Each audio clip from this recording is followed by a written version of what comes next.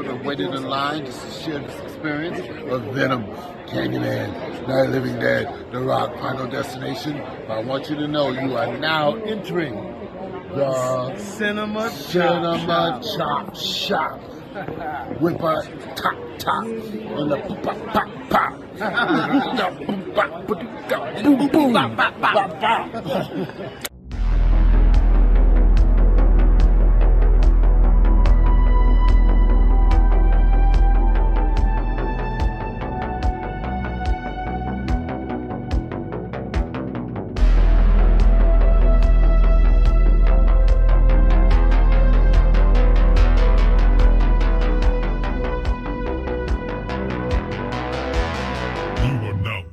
The Cinema Chop Shop. What's going on, everybody? It's David from the 80s, and you are now entering the Cinema Chop Shop, so park your ass right there. And while you're there, don't forget to hit the like, the share, and the subscribe button. And today we're reviewing Karate Kid Legends. I almost said Jackie Chan. But anyway, I finally got to the movies. I finally saw this damn movie. Shout outs to getting off work.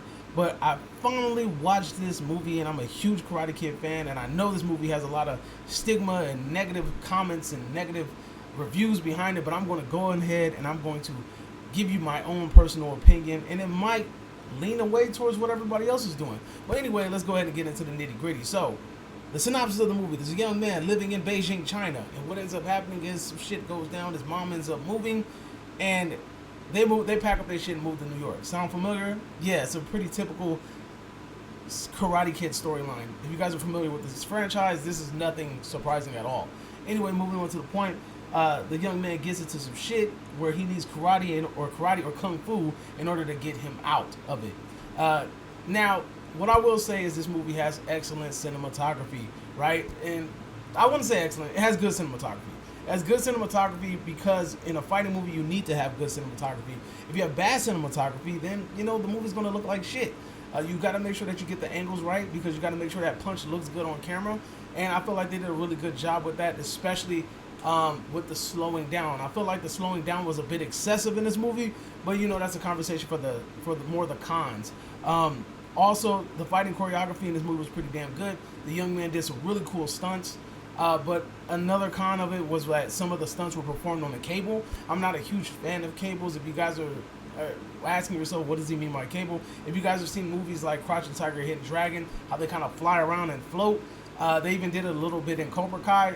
That's what cable fighting is. Let's see what else.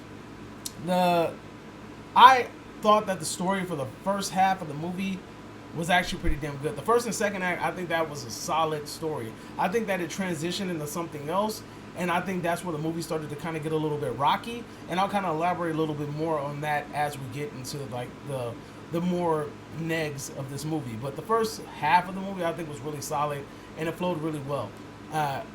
Let's get into some of the characters. I think most of the characters in this movie were actually pretty well. You have the atypical bully. You got the main character who's likable. He's funny when he needs to be. You got Jackie Chan, whose comedic timing is always perfect.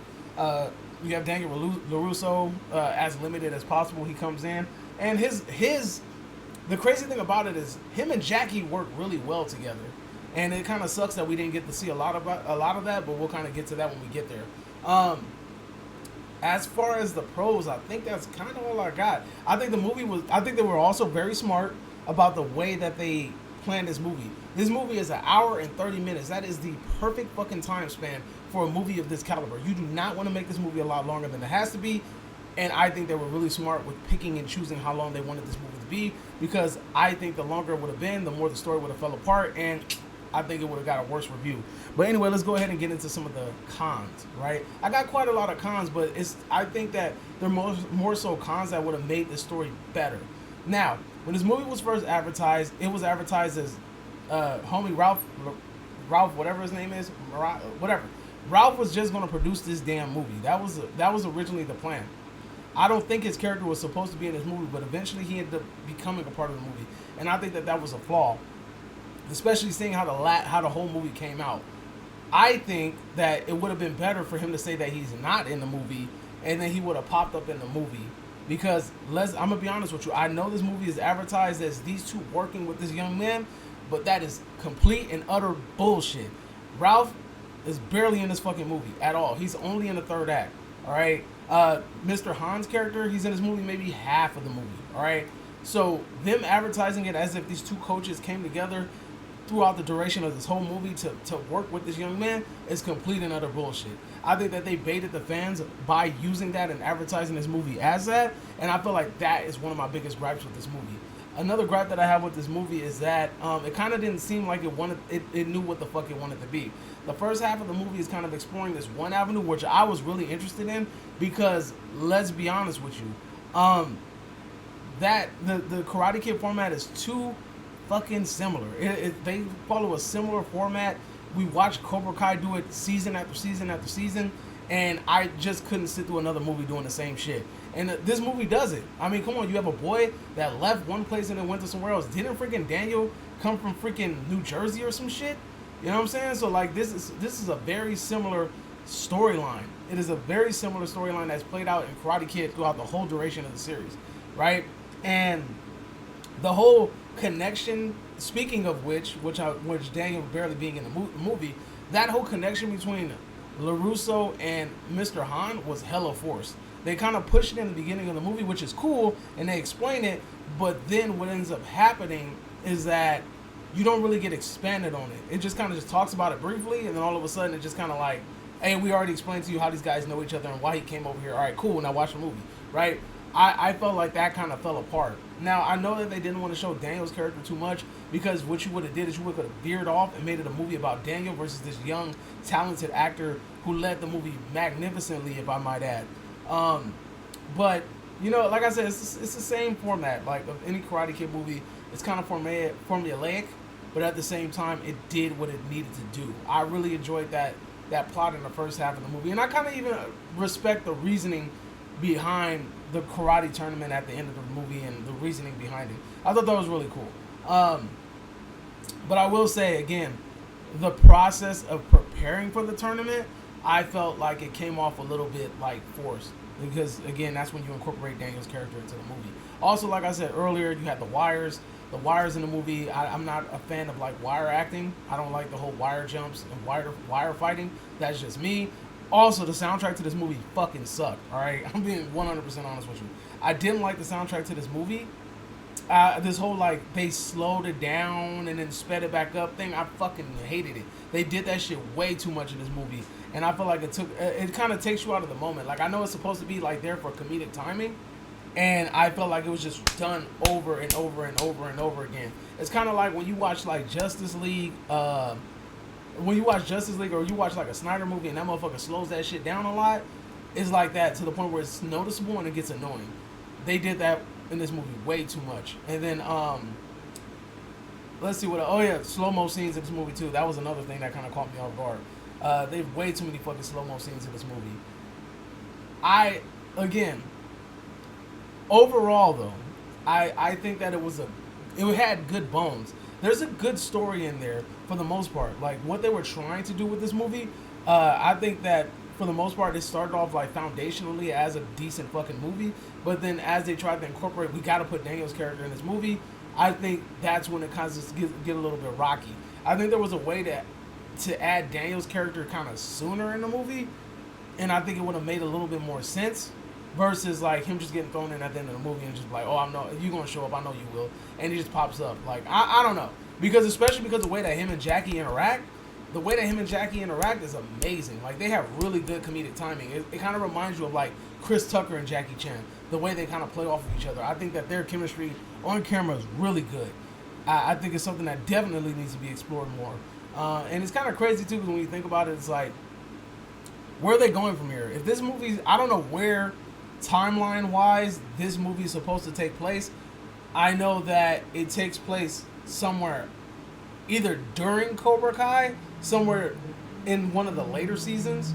It has to be like I think it has to be somewhere before the freaking last tournament.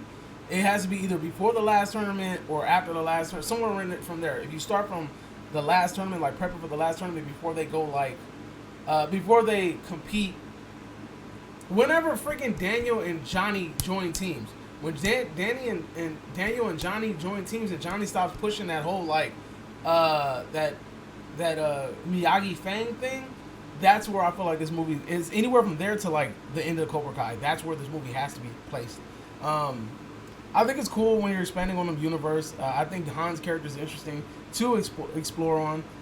It was cool to see Jackie on the screen again, but at the same time, this movie does have some flaws, and I think that those are the biggest ones. Also, during the fight sequences, you have like animations and shit popping up, and it kind of reminds me of Scott Pilgrim vs. the World. Now, I love Scott Pilgrim vs. the World. It's a very super underrated movie, but I just don't see how that fit into this movie really well. I think that it kind of took you out a little bit. Kind of was like pretty mediocre, but again, it is what it is. Overall, though, I did have fun with this movie. I enjoyed myself. I didn't find myself being bored. I found myself questioning a little bit, but I was highly entertained throughout most of this movie. Is it a great installment to the Karate Kid universe? Hell no. But I think it was pretty decent.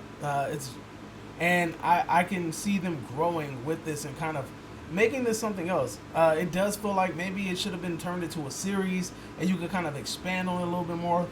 I feel like that probably would have did a lot more, but only if you would have really been trying to expand the story. What happened with Cobra Kai was that Cobra Kai spent too much time trying to make money, right? I think Cobra Kai went from telling a good story to like, we need to milk this shit as long as we can so we can make the most money off of this. And I think that if they would have went into a series with this young man and these characters with that same mentality, then they would have got fucked up. It would have sucked. But if they would have went into it like, how can we tell the best story possible? I think there's a way to do it, because this movie has good bones. I just think that they just didn't execute it well, and it is what it is. But again, I have fun with it. I don't think it's the worst movie ever. I think that people that are saying that this movie is utter trash, I think they're exaggerating a little bit, but this movie definitely has flaws, and it is what it is. So that's my review. Let me know if you agree or disagree, whatever the case may be. Drop it in the comment section down below. And you are now exiting the Cinema Chop Shop. Hope you guys are having a great day, and adios, homies. I want to play a game. Subscribe now. The choice is yours.